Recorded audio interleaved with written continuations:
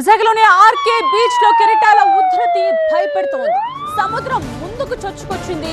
అలలు ఎగిసిపడుతున్నాయి. అలల తీవ్రతకు భూ ప్రకంపనల ప్రభావమే కారణమని చెప్తున్నారు. బంగాళాఖాతంలో భూకంప కేంద్రం కారణంగా సహజంగానే కెరటాల ఉధృతి ఉంటుందని చెప్తున్నారు నిపుణులు. విశాఖలో ఈ ఉదయం పలు చోట్ల భూ ప్రకంపనలు నమోదయ్యాయి. నగరంలోని సాగర్ నగర్, తాటిచెట్లపాలెం, సీతమ్మధార, మాధవధార, పెదబాల్తేరుతో పాటు east point colony, HP colony ప్రాంతాల్లో భూమి కంపించింది.